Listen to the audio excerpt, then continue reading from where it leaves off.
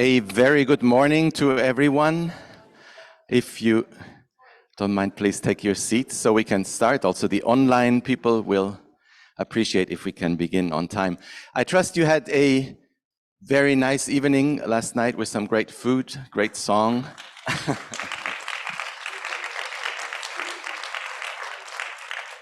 So once again, a very warm welcome. I'm Florian Riem. For those of you who don't know me, the Secretary General of the Federation. Any problems, any complaints, please come to me. Before we start, I would just give you a few housekeeping details that are good to know. In case you get tired, there is coffee and later on snacks and drinks just across the hall. Of course, you're welcome to bring the coffee inside this hall, no problem. It's not a concert hall. If you don't want to get wet while you walk over to the hotel, you can take the escalator down to the 3rd floor. There is a walkway directly from the Congress Center to the hotel, so you don't have to go outside at all. And if you're ever not clear about the schedule, we have one whiteboard in the hotel lobby on the ground floor, so you can check the schedule in case there's any discrepancies. About this afternoon, we are a little bit impacted by the typhoon. There is lots of rain coming, so we have to be careful with what we do. In any case, this morning is pretty clear. This afternoon, we have 3 working groups. The working groups, they are all in one floor up on the 5th floor. Nothing really to explain for those. If you haven't registered for the working groups, please make sure to write your name on the registration desk. After the working groups, we have the WFIMC internal, the business agenda meeting.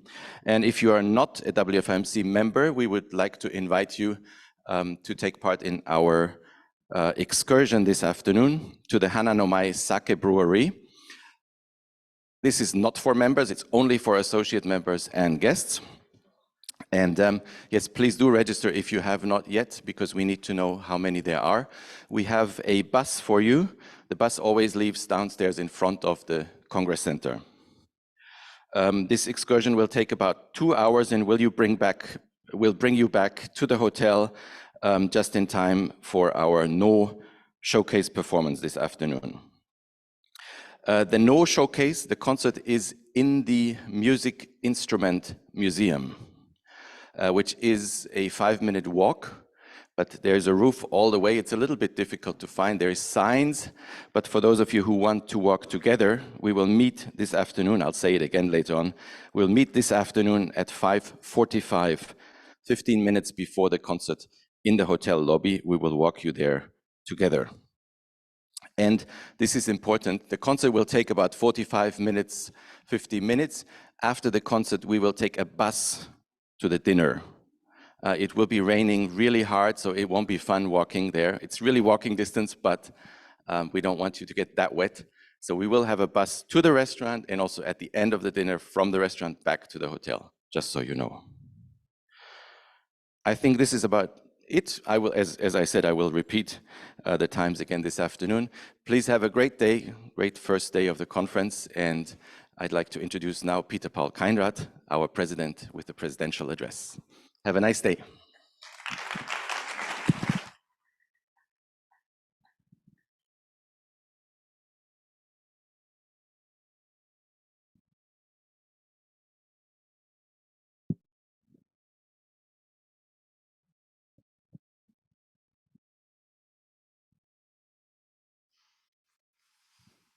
Good morning. Is clearly listening? Good morning and welcome to the 67th General Assembly of the World Federation of International Music Competitions.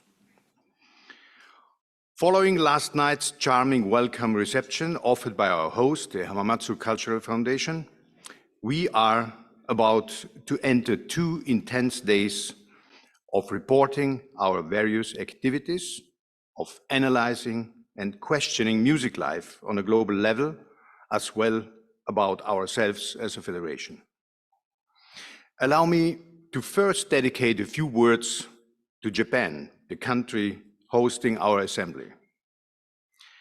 After 300 years of self-imposed isolation, the country became one of the most technologically advanced civilizations in the world in a very short period during the 1970s. At the same time, it manages to preserve a deep understanding of 𝗏𝗏𝗏𝗏. 𝗏𝗏𝗏𝗏 is the unique combination of style, politeness, and elegance, and remains deeply rooted in the samurai culture. You feel my enthusiasm. This country still has a lot to teach us. Of course, the immense impact of musical life when Akio Morita, the founder of and president of Sony, presented the first compact disc digital audio system, together with Herbert von Karajan in Salzburg in 1981, deserves mentioning. It was rightfully celebrated as a technological miracle and proved to be a game changer for classical music, started from Japan. There are countless reasons to be grateful to Japan, and it is more than appropriate to hold our General Assembly in Hamamatsu as one of the two world capitals of piano manufacturing next to the Chinese Guangzhou. We will try to figure out some of the particularities of classical music in Asia during our first session this morning, right after my opening speech, but please make sure not to miss tonight's no theater performances. It really is one of the most particular artistic traditions Japan has ever developed. After dedication, so much praise and admiration to Japan, you may wonder how this fits with our own initiative to denationalize music life. My answer is simple. This initiative does not set out to condemn any pride that someone takes in her or his country and its cultural heritage. We are simply committed to fight against any political instrumentalization of nationalities, putting an emphasis on the cities and places where candidates were born, educated, and are currently living tells us much more about who they truly are. And more importantly, it protects these individuals to end up being claimed by national symbolism in the middle of criminal war actions. This point deserves further elaboration. We are not interfering with the individual freedom of any artist, but we are asking to any of our members as institutions to take a clear stance in favor of the freedom of art, which cannot be transformed into a tool of propaganda.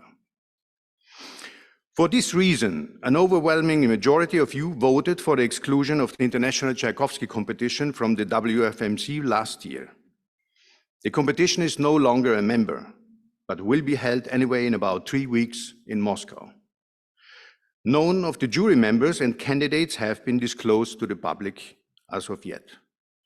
But it is interesting what the famous conductor and co-chair of the competition, 𝗏𝗏𝗏𝗏𝗏, is saying in his introduction. He's saying, I believe that the Tchaikovsky competition has a historic chance to host apolitically thinking young, bright musicians, and they should think only about music, about the profession, about the future, about the composer. My only comment on this, I believe that no composer was ever apolitical. Many of them had strong values and were fighting for a peaceful society. Trying to lure young musicians into celebrating a regime that started a war in the middle of Europe can only be called brainwashing and instrumentalization. This has nothing to do with being apolitical. If you are interested in further exploring this topic, please join us in the working group Ariel Cohen and myself are moderating this afternoon. And please listen carefully to a short text related to this I am reading you now. Ladies and gentlemen, today I stand before you to shed light on the remarkable challenges faced by the World Federation of International Music Competitions. One such challenge lies in ensuring fairness among participants, where each musician is judged solely on their skill and artistry, regardless of their background or affiliations. Moreover, in a world riddled with conflicts and wars, the Federation stands as a testament to the unifying power of music, bridging divides and fostering harmony through its apolitical stance. This short text was not written by me, it has been written by the ChatGPT. ChatGPT is an artificial intelligence, as we know. The only words I inserted in the system were WFIMC, challenges, fairness, apolitical. It took about 5 seconds to generate this piece of text that is very close to what 𝘊𝘰𝘮𝘭𝘮 says on the homepage of the Tchaikovsky competition. ChatGPT. Pretty much everybody talks about it, but only a few people are even starting to imagine the implications of this technology for the sphere of the music. We, as the WFIMC, should observe this very carefully. It could yet turn out to be another game changer, or simply another digital tool that finds its way into our everyday life. Personally, I strongly believe that it further widens the abyss between the digital and the analog world. And I see our world to the competitions, despite all our own virtuosity in dealing with digital tools, definitely on the analog side. Being pure, genuine, touching, or simply being unique, these are the characteristics and values we should articulate, define, and defend. It is our own responsibility to invite the right people to our juries, to connect with the most courageous concert promoters, and to be close to the most free-thinking writers in the various media. Let me now give a short resume about the past year. Right at the last General Assembly in Bydgoszcz, we had a meeting with our member, the Kiev-based Horowitz competition, offering it to host the competition in Geneva in the case the brutal war started earlier last year was not going to be over. We all know how it went. Our office in Geneva activated an impressive organizational machine to hold the Horowitz Kiev-Geneva competition last April in the city of Geneva, involving a lot of institutions, supported first of all by our member, the Geneva Music Competition, and many others, such as, for example, Medici TV. The project received a huge media exposure, and I am particularly happy about the strong commitment shown by several key personalities of international music life. When I was writing to the famous pianist Yevgeny Kissin to support the competition with a statement, he immediately answered, sending over the following lines. Music is a universal language, so as long as there are no artificial borders created for it. It easily transcends all the other borders, and different political views don't prevent people from enjoying the same music. As for politics, my solidarity goes with the Ukrainian people, and I oppose against any kind of propaganda used by the aggressor. The Horowitz Kiev-Geneva competition I consider therefore also as a strong sign how to protect the cultural values we are so in need for. We were very busy with this project, which absorbed practically all manpower at our disposal, and this is the right moment to thank our brilliant secretary, Florian Riem, together with his team consisting of Sarah, Hannah, Matthias, and Jin, and the very powerful people of the Geneva Music Competition. Let's give them a proper round of applause, just like we should applaud our friend and member Irina Postyalskina, director of Horowitz competition, who traveled together with her wonderful team to Geneva.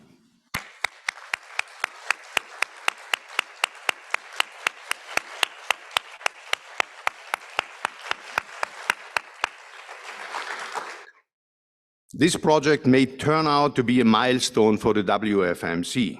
We have shown great steadfastness in our values. We have been able to strengthen our own capacity to run a competition, and we as a WFIMC have contributed around 10% to the total budget of the project. More details about this project will be disclosed tomorrow when our Secretary General Florian Riem and Director Irina Postyalskina of the competition, the director of the competition, will share their resume with us. Only one comment from my side again.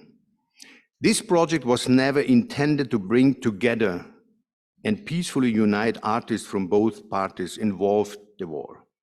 This is my personal opinion. The people of Ukraine have every right to hate the Russian regime and not a citizen.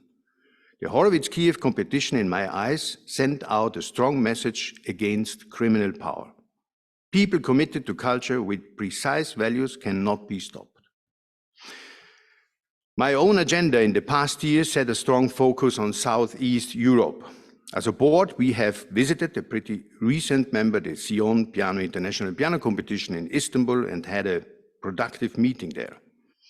A month before, I was invited by the Tbilisi Piano Competition in Georgia, a wonderful member that can only be praised for its professionalism and hospitality. As a representative of the WFMC, I was received by the president of the country, Mrs. Salome Zurabišvili, and became involved in some very interesting conversations on music and geopolitics. For decades, the competition was founded and led by our beloved Manana Djazhvili. At the time, she was already terminally ill, but still came to the final reception. Representing the best of the post-Soviet legacy, she died at the age of 76 on January 17 this year. Please stand up and join me for a minute of silence.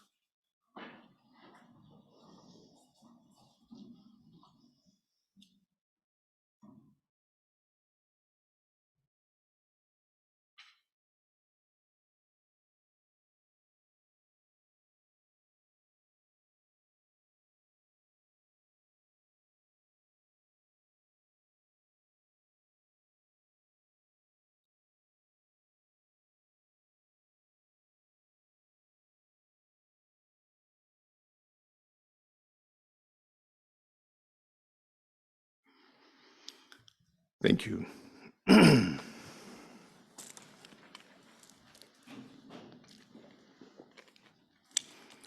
Fortunately, the competition is in very good hands and taken care of by people trained by Manana, so we may feel hopeful and confident about the future of the Tbilisi Piano Competition. Let me now come to an end of this presidential speech. We are at the end of the second third of our mandate as a board and presidency.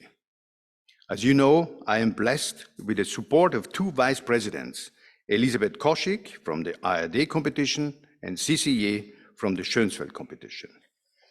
Next year, at the General Assembly in Parma, we will have the next election. Some of the board members are at their limit of mandates.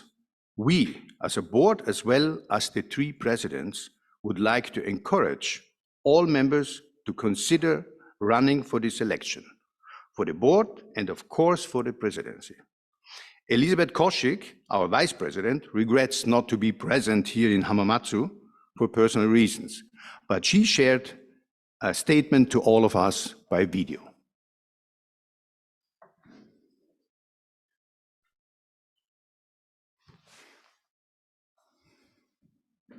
Hi everybody. I hope you had a nice journey to Hamamatsu and you are now looking forward to the next few days with great encounters and discussions and excursions and probably fabulous food. I have to admit, I envy you a little bit and I'm really sad I cannot be with you, but for personal reasons I was not able to travel to Hamamatsu. But still, I'm happy to be able to address a few words to you. 2 years ago, the current board was elected. In those 2 years, we had many meetings, mostly on Zoom, some in person. Together with the General Secretary and the Administration Office, we had to deal with COVID-19, with the war in Europe, with the problems of concerned competitions, and with many other big and minor things. I hope you were able to show that the Federation matters, that the Federation takes care of its members, and is able to act if needed. All this work was a big fun and great pleasure. Of course, we are not always of the same opinion, but we were always able to make together, I hope, good decisions, and I really appreciate all my colleagues. Next year, at the General Assembly in Italy, there will be a new election. So much appreciated colleagues will not be able to apply again, because after 3 mandates, it's not allowed anymore. Some of them will just step down or will no longer represent any competition. That means the federation will need a lot of new people for the new board.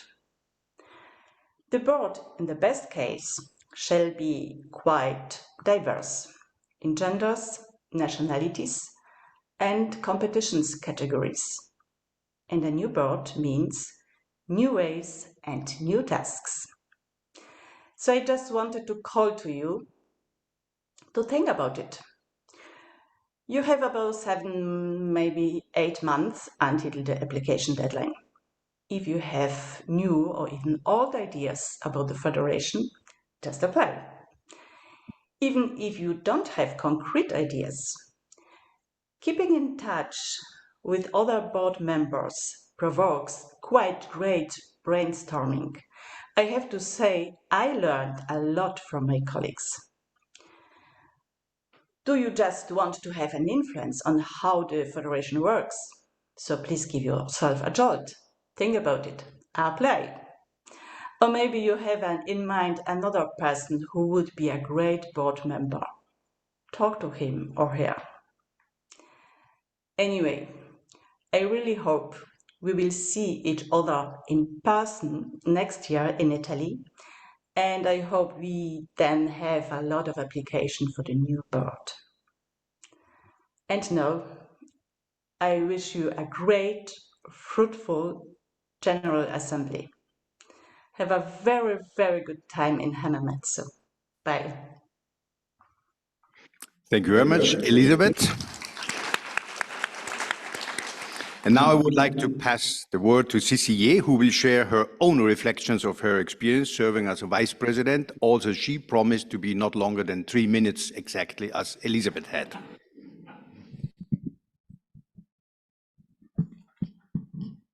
Good morning, everyone, old friends and new friends of WFIMC. I'm Sisi. It's so nice to see you in this beautiful and energetic city, Hamamatsu, and finally attend the most important annual event of the Federation in person.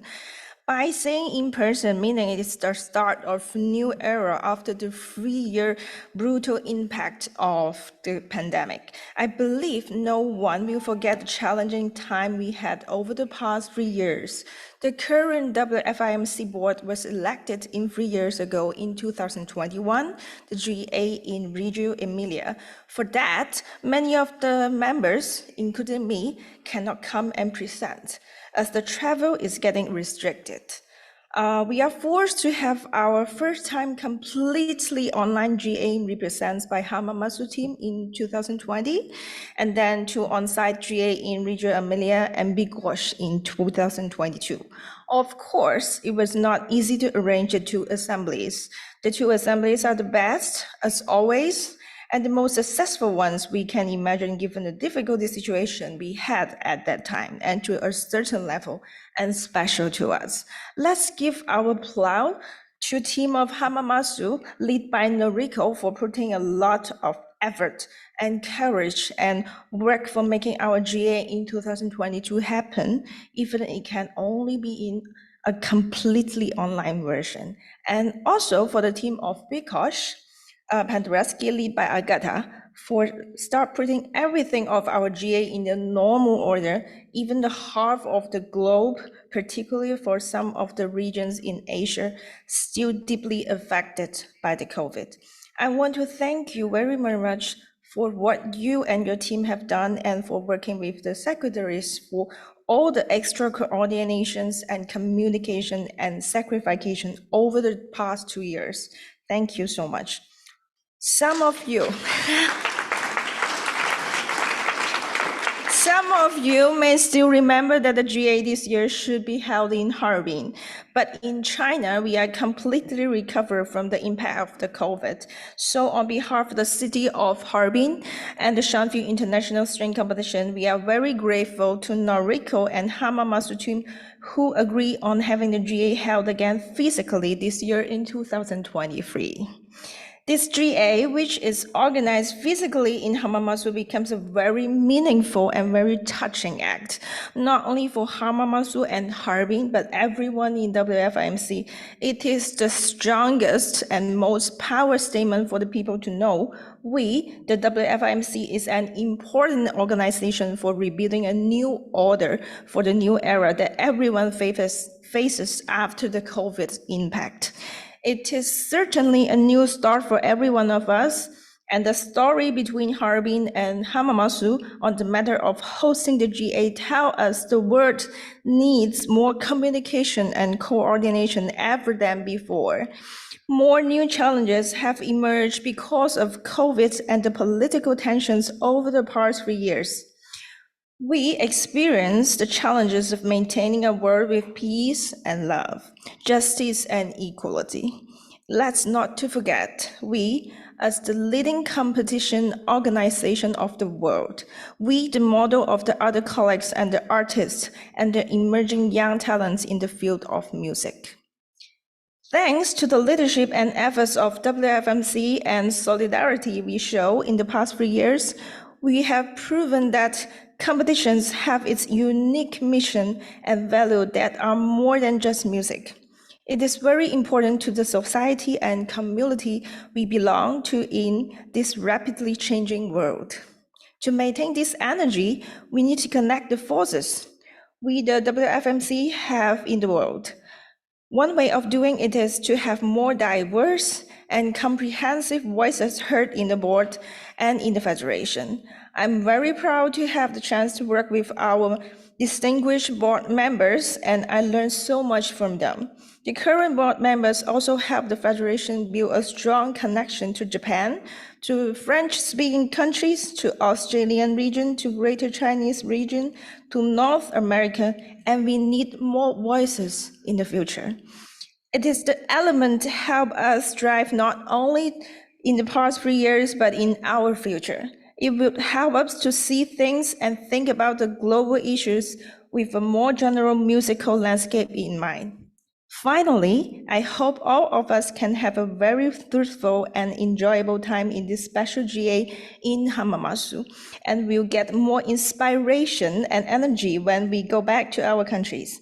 And I hope we will have more new faces of the new board that will be elected next year in Parma, and help build a network of world-class competitions, inspire and connect our people and our society.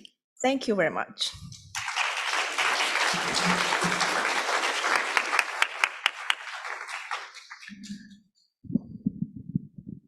So, thank you both, Elisabeth and Sisi, and thank you all for your attention. We are now going to invite the panel on stage for the first talk on the status of classical music in Asia, which I have the honor to moderate. But if you have the impression that the president shows a little too much stage presence in this General Assembly, I may reassure you, my stage presence will be over after these 2 sessions. We are a bit late, 15 minutes in front of the Japanese preciseness, I feel a bit guilty, but we will make it a bit shorter, the session. Thank you very much for your attention.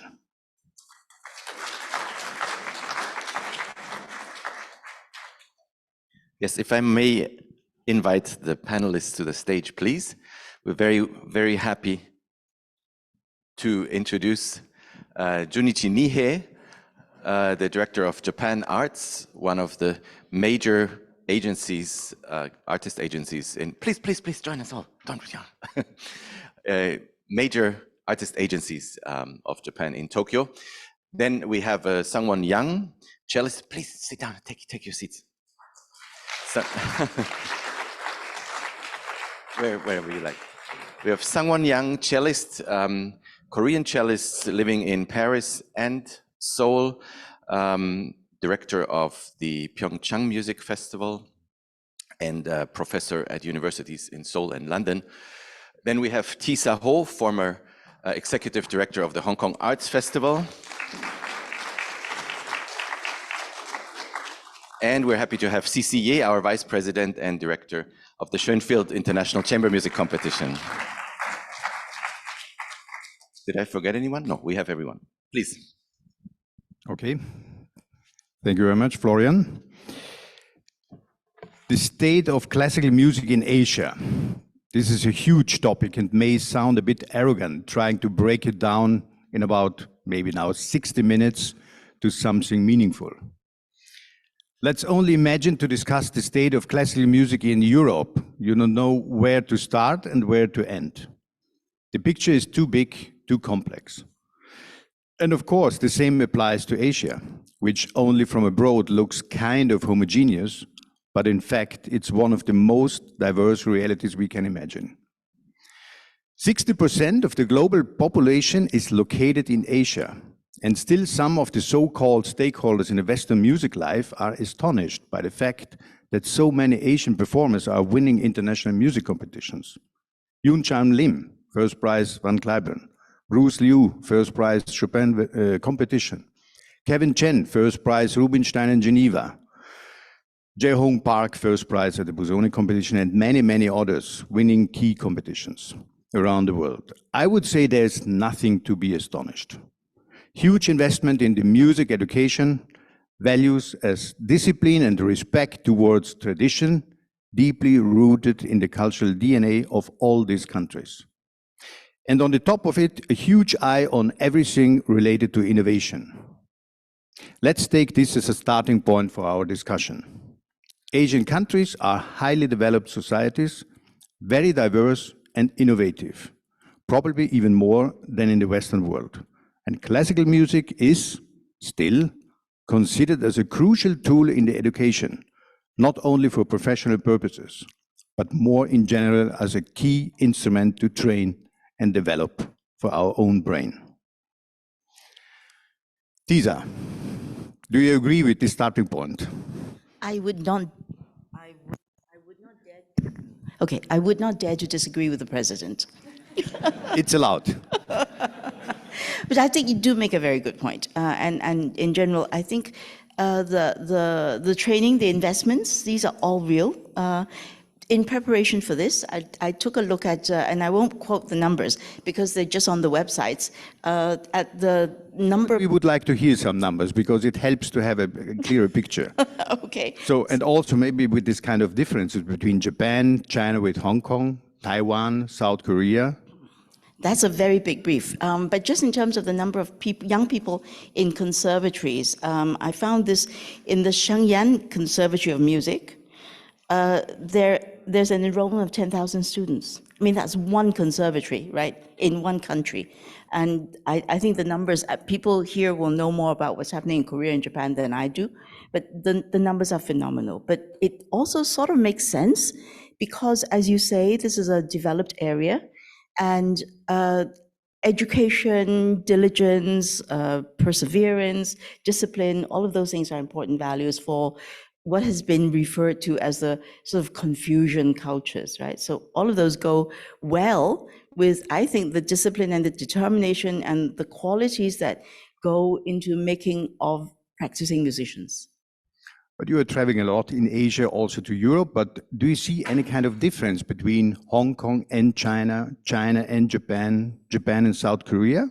Definitely, definitely. I think Japan is probably the earliest in investment, and I know that when I was working in presentations in Singapore, my first answer to international agents was, this is not Japan, so we don't pay those rates, okay? I don't have those budgets. So Japan was like way ahead of the rest in We remember the famous cachet of Pogorelich. I think at that time it was $60,000 for a recital 20 years ago, no? Well, June will tell you. He will tell us then a bit more about fees today and at that time. Yeah, but before I get off, I just want to share a piece of good news, okay? We talked about the pandemic, it's affected all of us. So the good news is that people are back in concerts.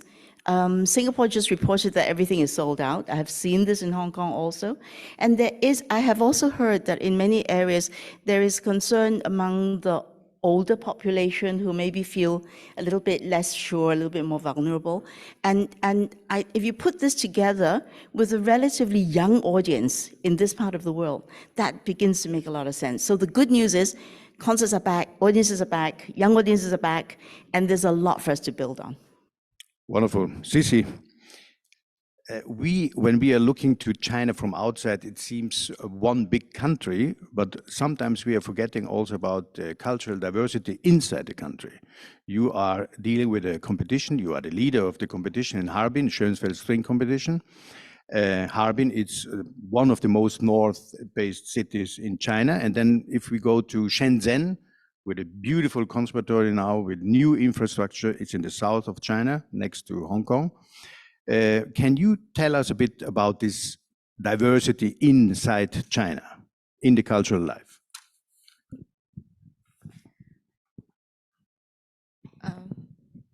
Okay, I mean, our competition, the Schönfeld String Competition, locates in the Harbin, the very north part of China, and we also have other, members from the Chinese region that is really south located, which is Shenzhen and Zhuhai, two cities close to Hong Kong and Macau, and we will call that area a Greater Bay Area.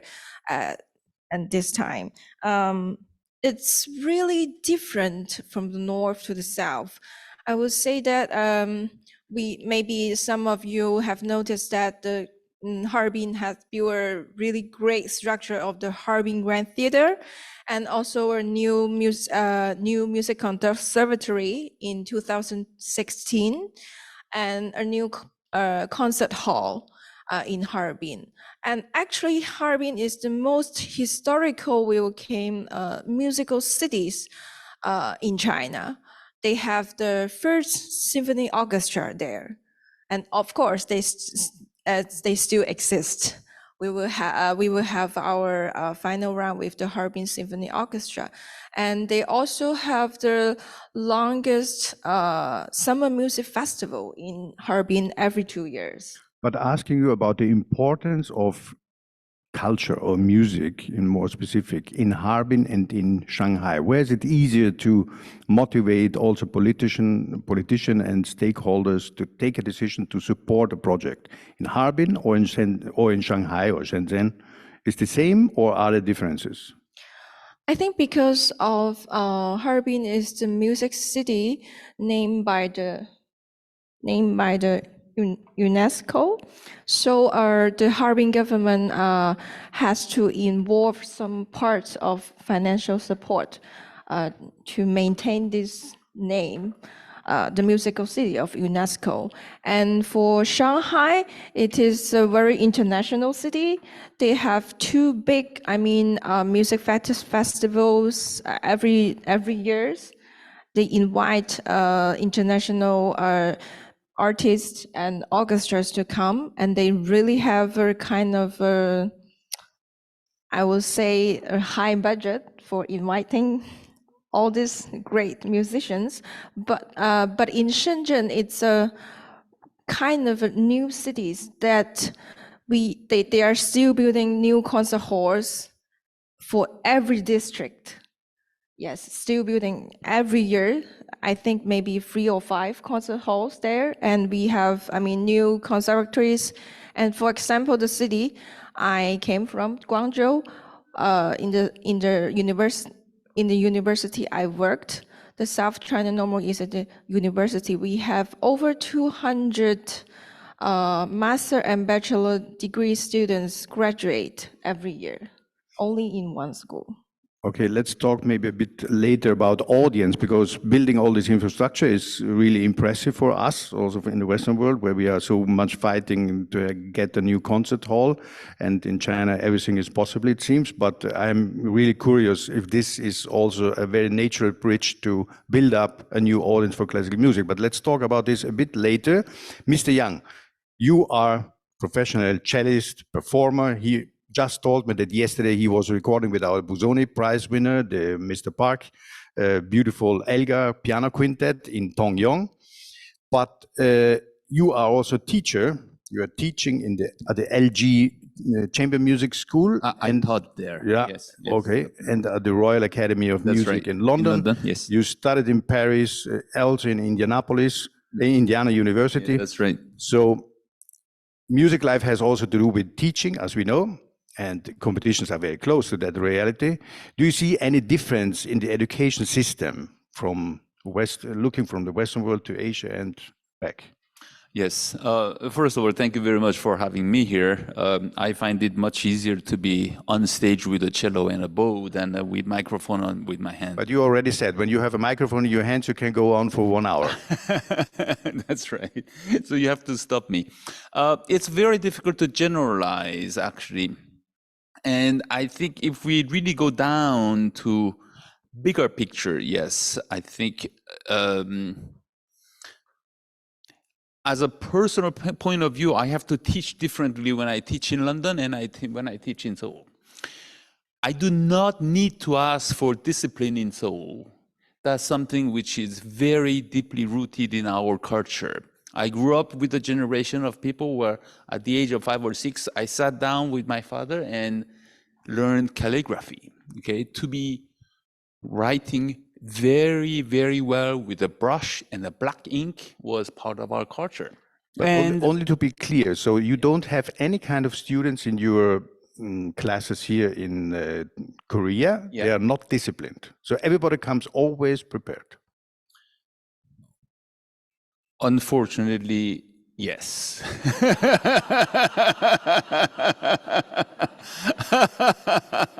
Sorry to say, but yes, they are very well prepared. Or I don't mean it in a negative way, they would not be in my class. Sorry, I don't mean, again, please do not misunderstand me. They're extremely dedicated instrumentalists. Therefore, my teaching in Korea, I need to explain the harmonic relationship with the structure of the masterpieces and what kind of timing they should really explore with the change of modulations and tonalities, okay? When I teach in London or when I give master classes in France, Italy, Spain, which I do very regularly, I need to explain how to maneuver around the cello and how to hold the bow better. However, again, I want to emphasize this is a generalization that I'm not too comfortable with because there are some fantastic European players, obviously, absolutely world-class, as well as some Asian students which still need to be taught how to hold the bow better and how to play better in tune, of course. However, to be back to during the pandemic period, of course, we have had disastrous consequences all around the world. However, there are some portion of the society, among of them young musicians, which were able to profit the period to really improve their instrumental playing, to really read a lot more, to go deeper in their general knowledge and culture themselves much better.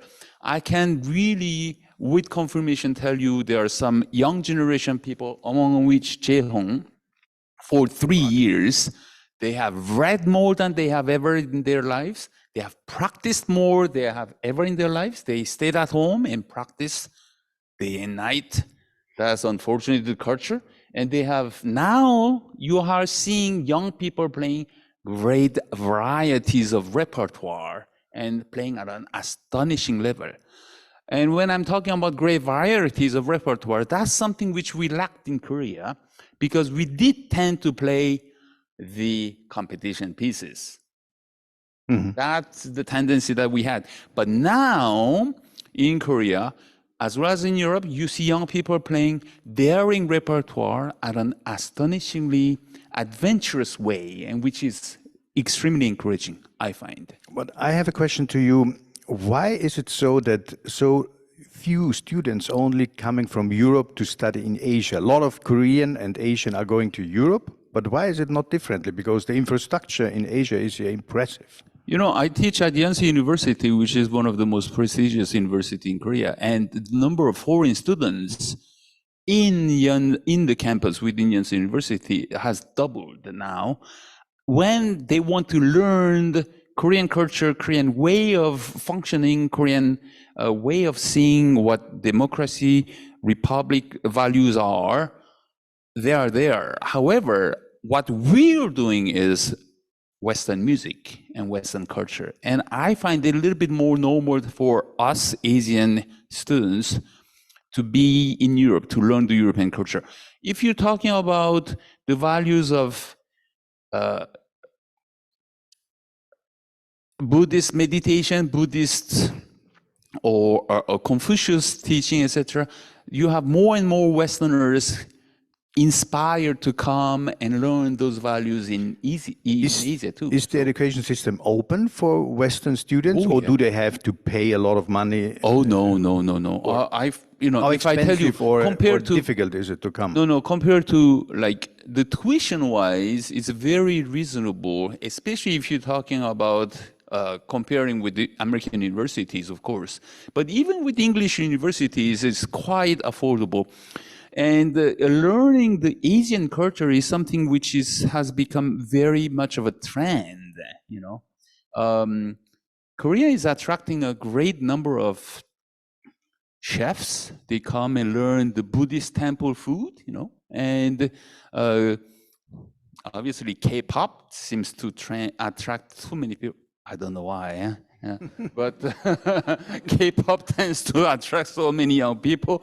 My niece, who is half French, half Korean, she loves Korean songs, but she wants to come and live in Korea for a little while just to learn the language, to learn how the society has improved so much in the past 20 years. Yeah.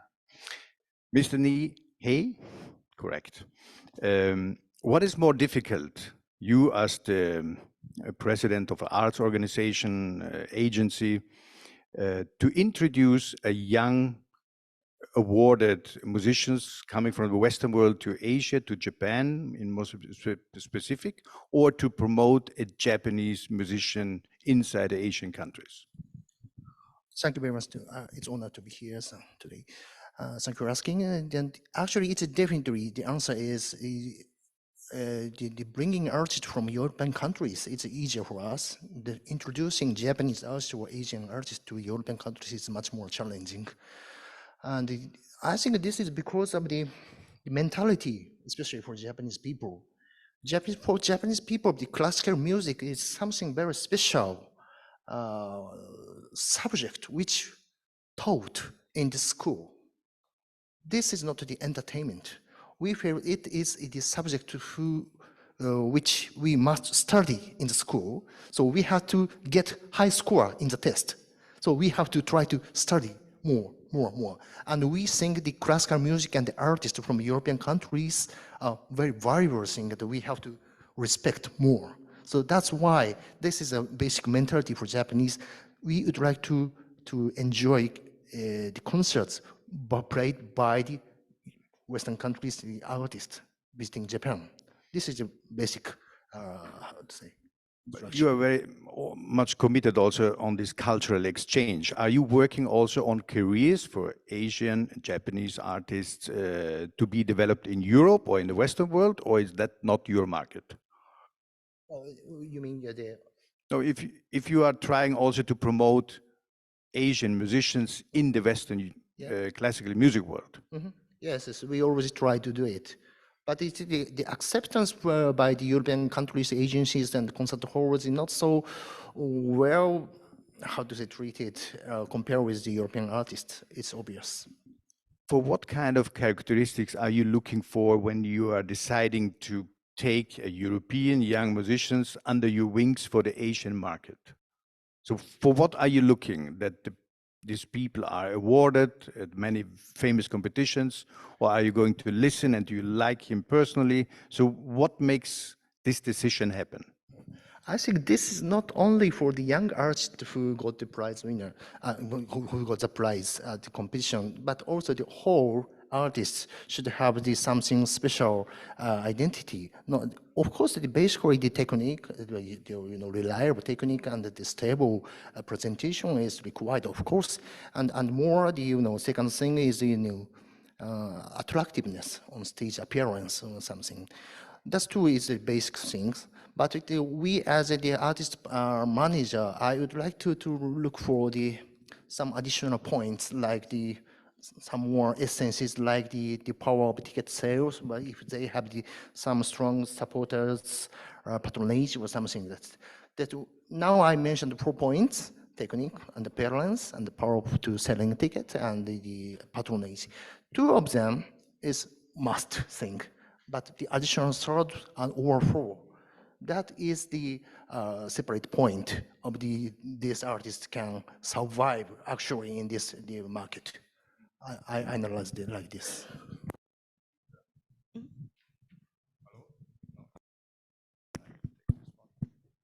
Tisa, how important is it from your own experience looking to the ethnic provenience of young musicians? Because you were involved in the Singapore Symphony Orchestra, you built up the piano festival in Singapore, executive director of the Hong Kong Arts Festival in a lot of disciplines. So how important is that aspect? In all the organizations that I was associated with, that wasn't. So we never, as far as I'm aware, we never programmed by quota or by how many from which area or by any of these things. Actually, the other thing that was running through my mind as Jun was talking was repertoire. So sometimes, I mean, we program by what we would like to present in terms of the music. So then the next step would be who plays this. And sometimes we do rather esoteric work that is, especially as a festival, you want to play work that is not on the stage every day. So very often the conversations with either the managers or the orchestras are, can you play this? And then we look at who is playing really interesting work. And we all know there are trends in this, right? I mean, there are some things like in opera, The City of the Dead just wasn't heard of for, I don't know, 50 years, and suddenly everybody's playing it. And those are the things that we kind of pay attention to. And then, of course, we have to believe that it's a great work. I mean, just because it's trendy, that's not enough. So I think we talked several times about repertoire and how young musicians develop their repertoire. I think that's also an important career kind of dimension as well. Can you tell us a little bit more about also the structure of the audience that you have, that you were working in Singapore, Hong Kong, maybe they are a bit similar. What is the average age of listeners, concert goers? Oh God, you keep wanting me to set out these statistics, which I don't have anymore. They're not in my head, but I can tell you that generally, this color of hair is an exception. It's a beautiful color. Thank you, but and there's a reason for this. Asian cities, once I've been working in Singapore and Hong Kong, have been investing in education of young people. In Hong Kong, there's a policy that nobody can graduate from secondary school or high school, whatever the equivalent is, without some exposure to the arts. And in the festival, which I was associated with for I led for about 16 years, 17 years, we invested a big chunk of our a loss leader was our Young Friends program. So we not only got them into listen to concerts, but we did a lot of preparation, a lot of information talks, and to make sure that these kids want to listen to the music and are well prepared. Because I think if you take a kid who has not been to a concert and you put them to, I don't know, Brahms 4, Mahler 5th, it's like, what was that? And I don't need to do this again. So you really need to cultivate, help them on that journey, and then to take them past that journey. And we've been investing for the festival, the Hong Kong Arts Festival, the last 50 years. So, and that's why we do have a young audience, and we have a very knowledgeable audience, which keeps us on our toes. I don't dare to do anything silly. My colleagues also, because I just heard from half a dozen of people who come regularly to the festival. They were just in Leipzig listening to the Mahler Festival, you know? So if we're going to do something, these are the people that we address. And because these are the people that we address, the performers also know they have a wonderful audience to talk to and a wonderful relationship. If I have 30 seconds more, I want to tell a story of the piano festival in Singapore. We had, I won't name names, a pianist from the UK, who was a very big name, who was on a whistle train stop, you know, of Asia. So he arrived in the airport at 3 o'clock in the afternoon. He arrived at the concert hall at 4 o'clock. I said, do you want to meet the piano tuner? He said, no, I'm sure it's fine. Where I will check my emails. At 6 o'clock, you know, I said— Instead of practicing? Yeah. At 6 o'clock, I said, do you want to meet the piano tuner? He said, I'm sure it's fine, but yeah, okay, sure. And so at 7:15, 7:30, the concert started. He was greeted with the most amazing applause. 964 people in the room just welcomed him. He sat down to play, and you could see a question mark coming out of the audience into the air. Because he played, but like, where's this artist that we've been waiting for? He knew all the notes. Writing emails instead of practicing. Whatever, yeah. And as testimony to the fantastic artist that he is, he got this, he recognized this. So after the first, you know, short break, he came back and really focused and really gave the concert that he was capable of. And this has always stayed with me because our audiences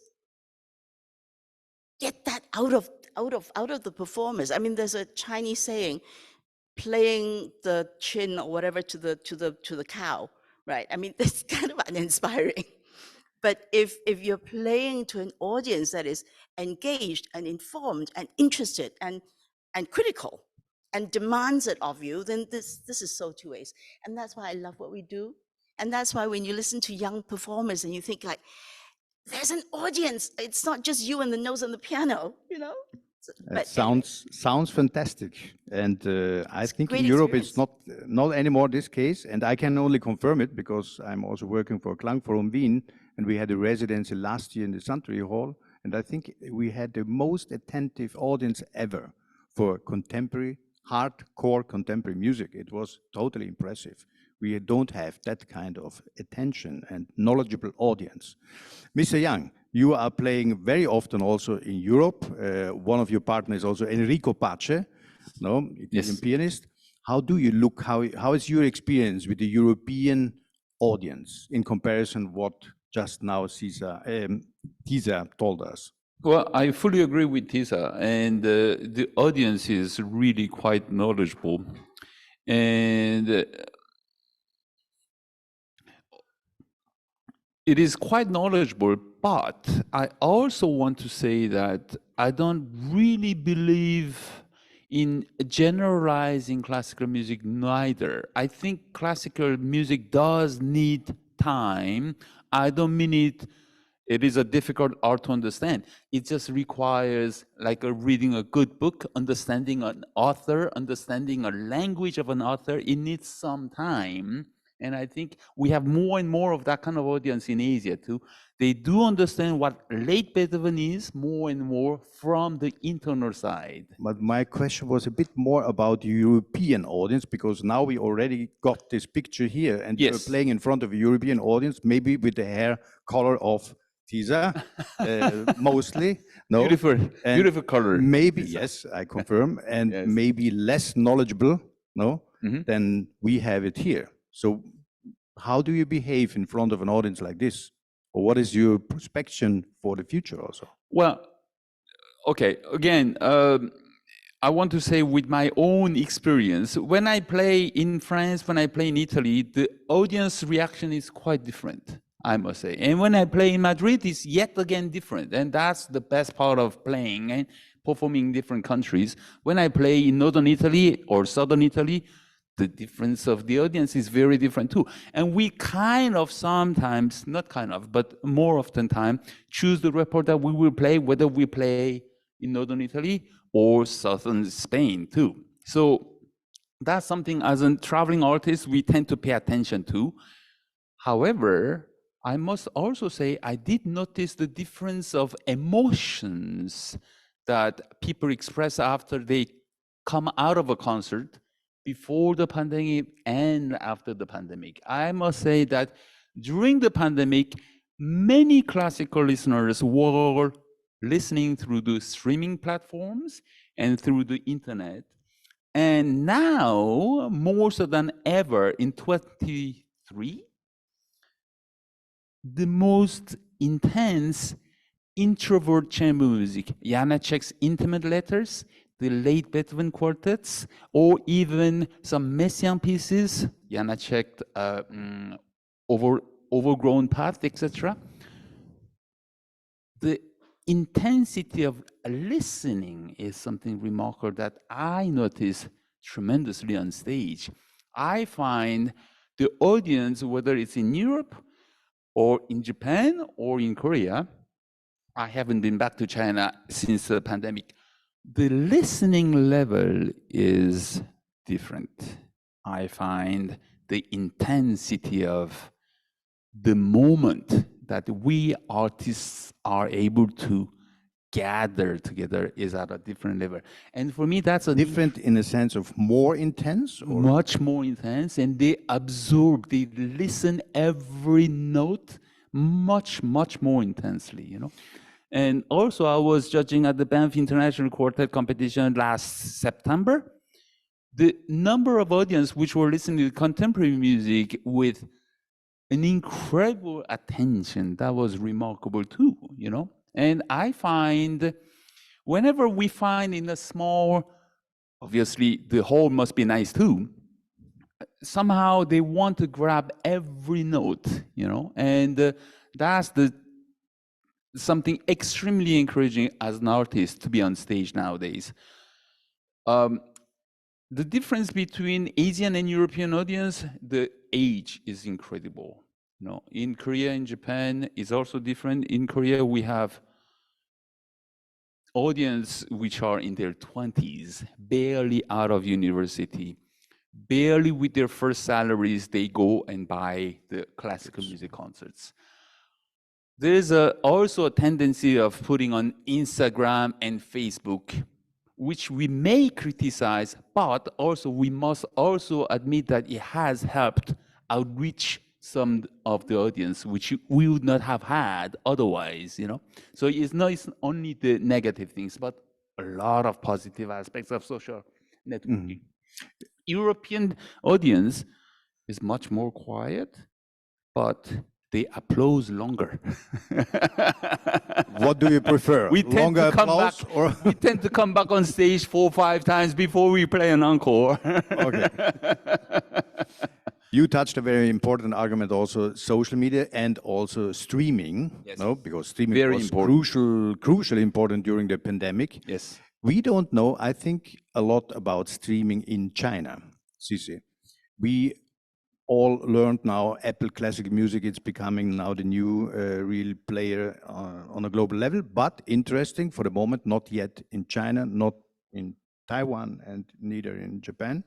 So can you give us a bit an inside view how streaming in China, so people are not anymore buying CDs, I guess, no, in China. In Europe, still a little bit, going back to the long play, but how is it in China? I have to say that during the pandemic 3 years, mostly, I mean, audience have the only choices to, I mean, watch all the performance concerts online, and I think there's still some difference between the streaming service in China and I mean, the European, or maybe I will say the American world. We are not allowed to take revenues for any kind of streaming online. But I'm curious that I was shocked that when we first introduced Busoni competition back to 2019, yes, to the Chinese audience online, I was shocked that so many people showing their interest to watch international music competitions online. And of course, now more and more in the music competitions from the Federation are streaming online in China, and we have grown lots of audience online, and they all want to know more about the music competitions because of the streaming service.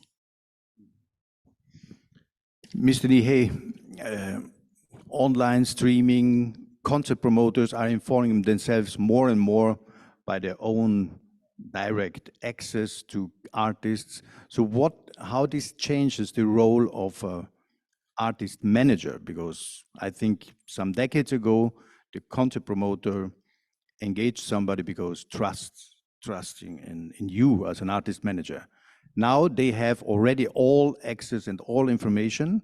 So how is this reflecting on your own professional field? Yes, thank you for asking that.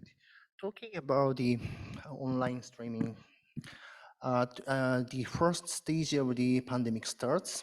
We expect the online distributing is a new style of business, we expect at first. But actually, gradually we found that it is not a rare concept, of course, yes.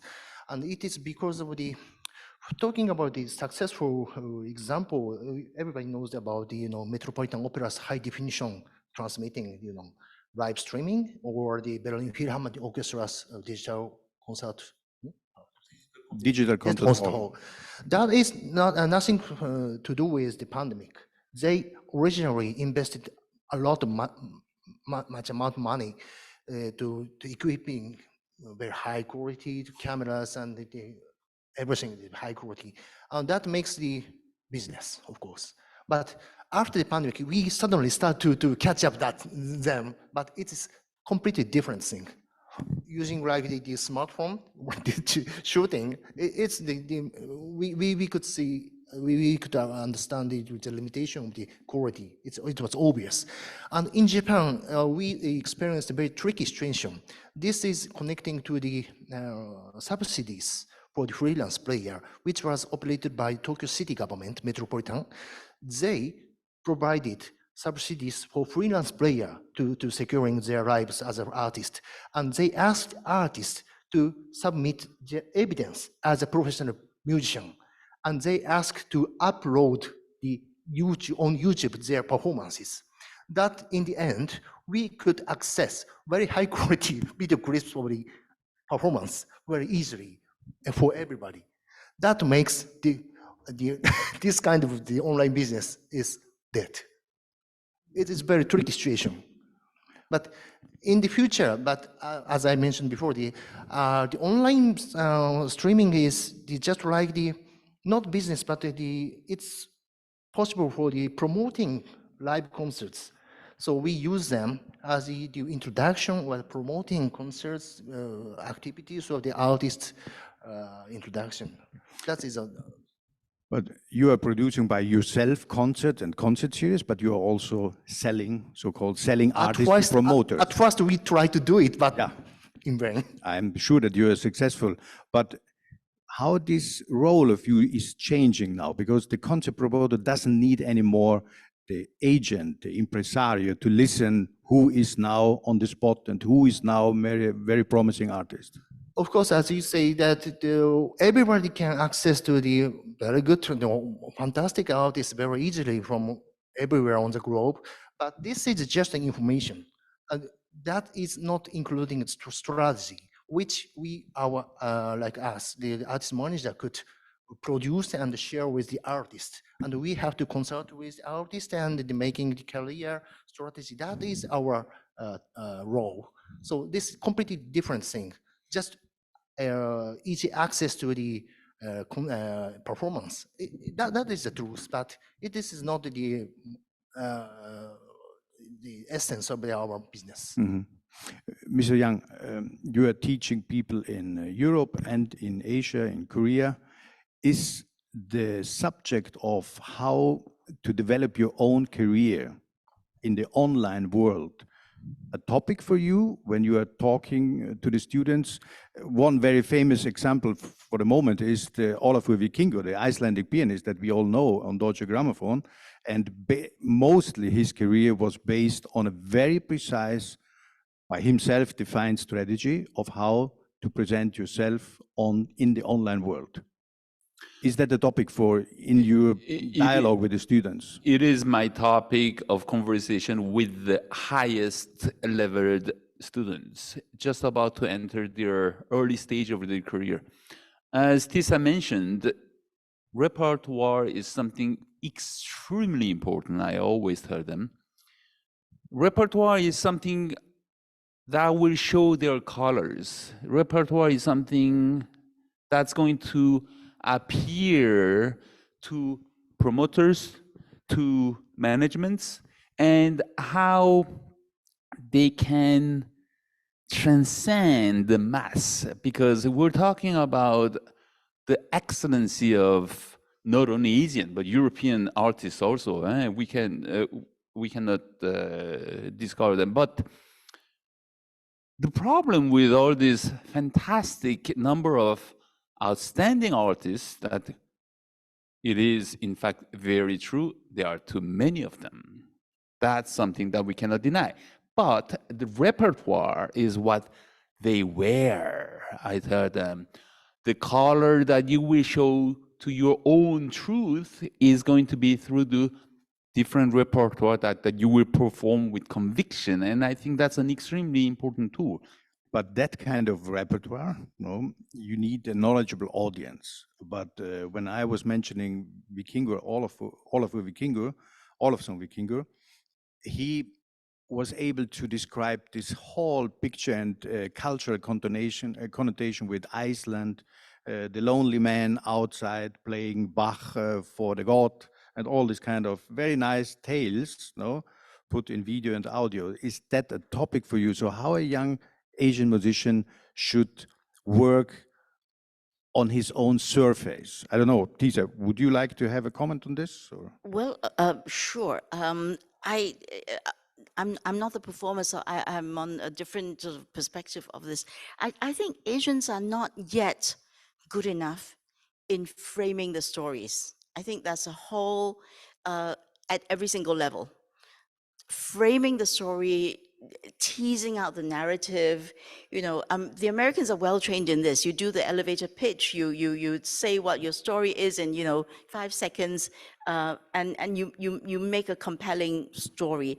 I think Asians, we talked about their diligence and their discipline. So it's very sort of from the ground up. You're building the building blocks, but not giving the overarching story. So that what you're quoting, I'm not seeing, except for an artist like Yu Zhao, who breaks every single rule, and that personality, comes across very strongly. And it's her playing, in addition to all the other things that she does. I think that young musicians now need to have a social media presence. I mean, it's just a given. If you don't know how to handle this, you need to learn how to handle this. And it's a very fraught world, because one wrong phrase, one wrong sentence, somebody gets upset when you were joking about something. The Metropolitan in New York again, like the musicians in the cave, like, whoa, big pushback, right? So it is a very difficult world to navigate, and therefore perhaps learning how to present, learning how to frame the narrative is really, really important. If you look at the really successful musicians now, they all have a story. There's like a backstory, and there's the presentation. It's fascinating. I don't know who invented spin and who invented all of these things, but it's a huge part of career building, on top of the repertoire, on top of the skills, on top of all of the other things. So thank you. Now we have another 15 minutes left. Maybe it's the moment to open the floor. If anybody has questions to our guests, we have Mr. Romic. Do we have a microphone here in the hall? I don't know, Florian?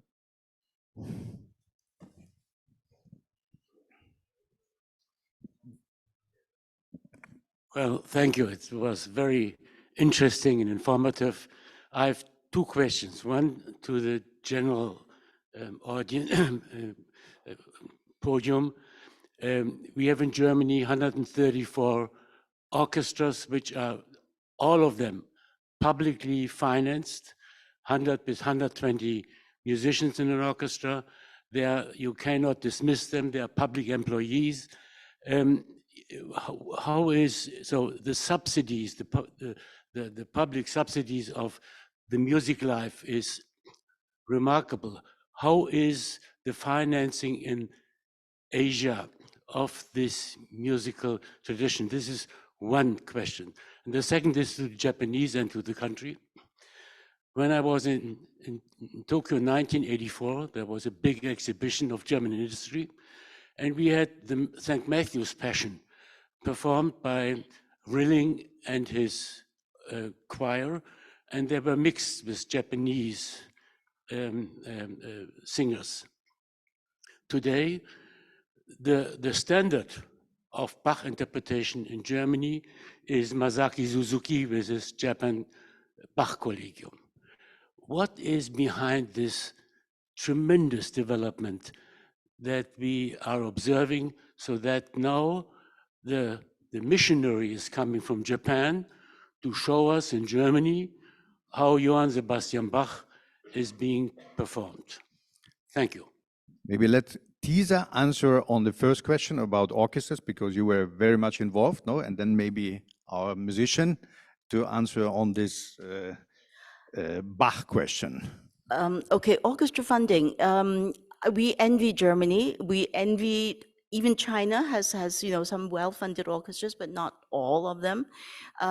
In Korea, I don't know the situation. In Hong Kong, I can tell you, in Hong Kong, Macau, in Singapore as well, we inherited the British system of subsidy. So the attitude is, this is a good thing that you're doing, and we know that you cannot make your own bottom line, so we will give you something to help you. And the rest is, I mean, in the Singapore Symphony, that I organized, about 30% was subsidy. The rest we earned from sponsorship and ticket sales. In the Arts Festival, in the Hong Kong Arts Festival, about the same. So there was a kind of magic formula of 1/3, 1/3, 1/3. 1/3 state, 1/3 commerce. You earn it somehow with sponsorship, with business that you do, and 1/3 the box office. And the musicians, are they employees? No, they're employed. They are employed. They are employed by the orchestra. Unlike some of the UK orchestras where they are self-employed, right? So the musicians actually own the orchestra. No, we in Hong Kong and Singapore, the markets I have worked in, the orchestra organization offers contracts to the musicians. Some are tenured, some are not. Some have renewable contracts. Mm-hmm. And how's it working in China? We don't have a lot of symphony orchestra, but such like Harbin Orchestra is fully funded by the government. Yeah, and I mean, I can say that each performance for commercial one, to have the orchestra on site, it's about 200,000 to 400,000 for each performance. I mean, the price here around China. To hire the orchestra. Yeah, to hire the orchestra on site for commercial, performance. And such like the well-developed cities like Shanghai Symphony Orchestra, I have heard they have around a budget of 1 billion for a year. So it's really so different for the Chinese orchestra from north or to the south. Mr. Yang, the Bach question. Before I answer Bach question, I first of all envy you, because I've been saying for decades, Germany is the best country for musicians, and I still say it out loud. To have 120 orchestras in a country is envied by all other countries. To have the structures of Staatsoperas, operas, and the audience filling up the halls is in nowhere else. No other countries in Europe can pretend that. It can only be envied. And to answer the Bach question, yes, Suzuki-san, and also, I don't know if you know Terakado Ryo. He's also a fantastic Bach interpreter, not only Bach, but Baroque music in general. And I would say that these remarkable musicians have obviously researched for decades. However, their mentors come from such as Nicolas Harnoncourt or Quicken, and these people have been tremendous influence, not only to Terakado-san or Suzuki-san, but also to many other Japanese, Korean, and European and American Canadians also. And my first biggest inspiration was Arnold Birsma, who was Dutch and who is a legendary interpreter of Baroque music.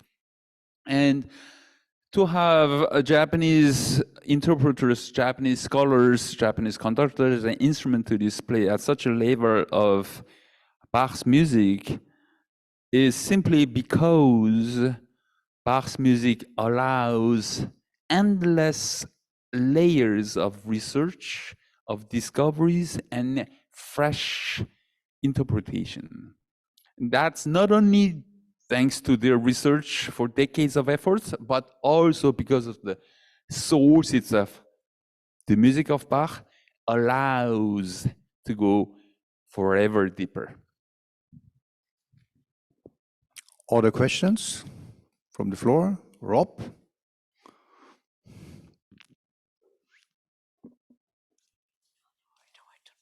Yes. I have a question for Mr. Nihei. I was wondering if maybe you can tell us a bit about distinction between Asian competitions and Western competitions, on how they are regarded in Asia. So how does an audience look at, are they looking for people who come through a competition nationally, or is it more important for an audience when somebody's coming from a competition abroad? Because you see a difference, in Europe, in certain countries, it's really focused on, on what's happening in their own country. In some countries, it's looking always outside and disregarding what's happening in the competitions in their own country. So I'm really wondering, how does Japan, for instance, look at their own competitions and competitions from abroad? Thank you for asking. I think nowadays we do not have so much difference between the domestic competition or Asian competition and European competitions, because in the Asian competitions the level is getting higher and higher every year, as you know. So we don't see any difference, and I believe even the participants has no sense about it, I believe. Can I ask another question, maybe? If somebody else wants. Now, I have a question for Sisi, and it's about China and how it's developing. Korea and Japan have already a very long tradition of classical music making. And I remember well, when I was in China for a tour the first time 15 years ago, there were all these new concert halls popping up, and which didn't have an audience yet, or which understood what was happening on stage. Have you seen now that has really developed, so it's not only the major cities where classical music is prominent, but it's also in the rest of the country? Yes, I can tell you that, thanks for pandemic, and we have many, we have built up a platform to only focus on streaming classical music like the Mandels.TV in China these 3 years.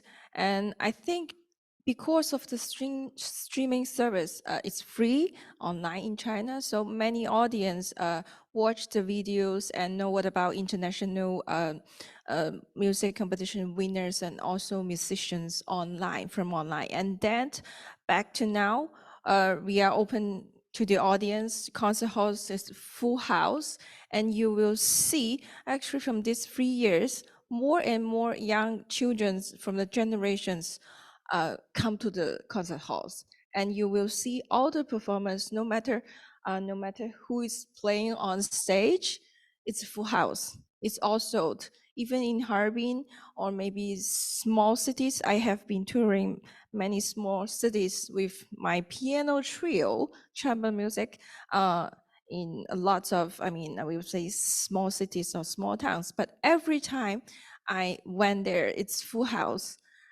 and yeah, it's incredible.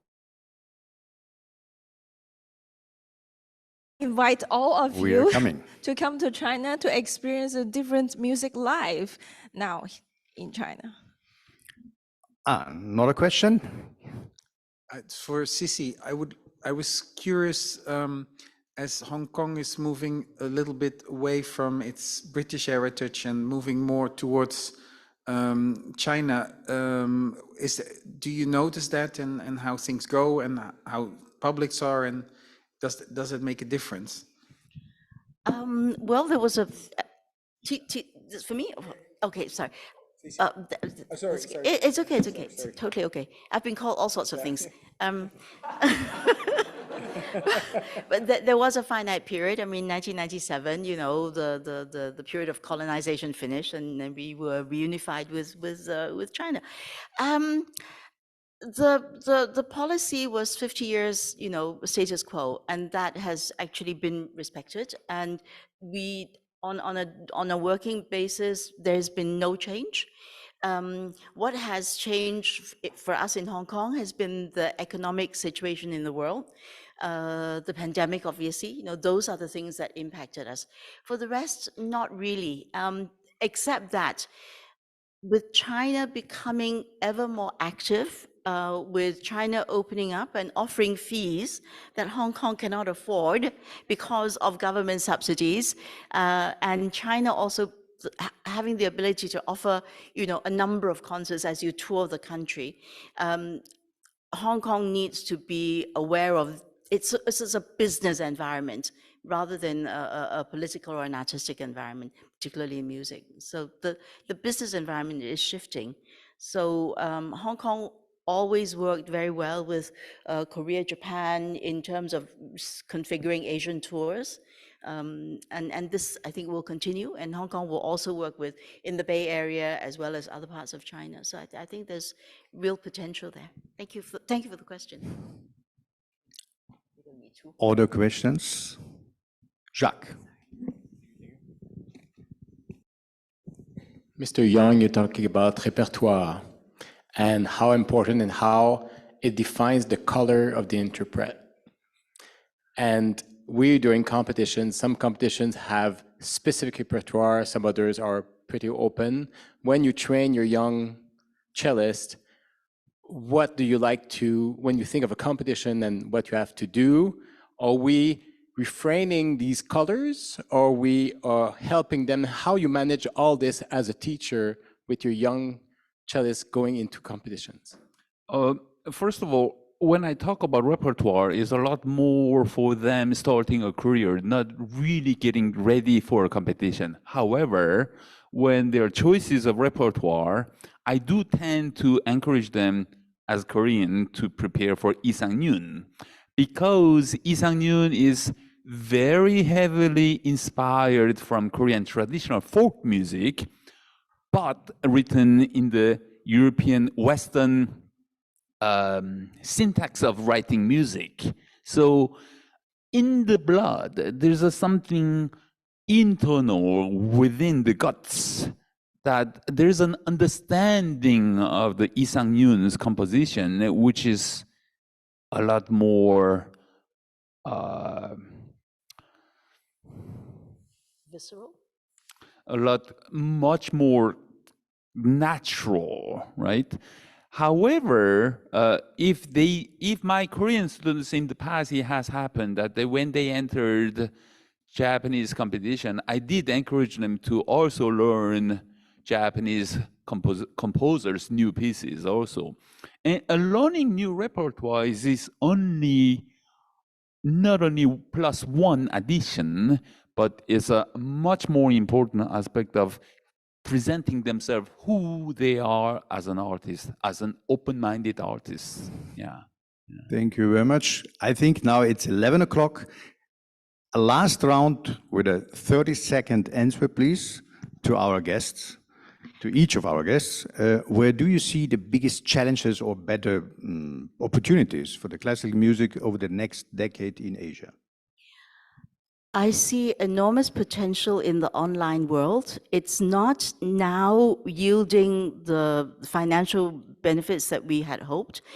The online world also has a very special challenge because as we globalize, the online world is much faster than the analog world in globalization. So if you're an orchestra in Shenzhen, in Hong Kong, doing online work, you need to know that the other presenter is the Berlin, so that potentially is a huge game changer. Yeah, I totally agree with Tisa that because I feel that more and more, audience prefer to watch the online version first to know about international musician first, and then they will get a first impression of the musicians, and then they will go to the concert hall. And in nowadays, concert halls agents in China, they do watch the number of the views of online streaming, and then they will always invite with high number musicians to come back to the concert hall to have the performance instead of, in old days, we recommended by the agents or maybe competitions. Mr. Yang. As a performer, the number of views online, new marketing, all that is very, very important and all equally interesting. However, for me, I'd like to know within the next few years is one of my projects to really try to have a collection of what were the concerts which the audience remember longest. What were the moments that they were most inspired, and what formats of concerts which made them go back to the concert halls? That's something that I would be very interested. And if you could all share your opinions, your experiences, your datas to Peter Paul, it would be much appreciated. Thank you. Mr. Nihei, closing words to you. As you know, now the United Nations initiated the idea of Sustainable Development Goals, SDGs, as you know. I think this is completely fit with classical music because, classical music is sustainable, of course, 100 years, 200 years sustainable, and also each time the artists of each time is making development for that performances. So that's why I believe the classical music that will not disappear, of course, but we have to think about how to generate or how to find discover the new talent who continues this history. And one more thing I would like to mention is how to produce the new classics. We are living on Beethoven, Mozart, Bach, Chopin, whatever. It's already every composer has passed away. So we have to find new classical music composers. So this is the main role for the composers competition. I don't know if we have people from the composers. It's a hot topic for us. But this is a very important thing that we don't have to forget it, I think. Thank you very much. Thank you for your attention. Thank you to our guests. Now coffee break for 15 minutes and then we are back. 30 minutes, even a long coffee break. Okay. Thank you very much.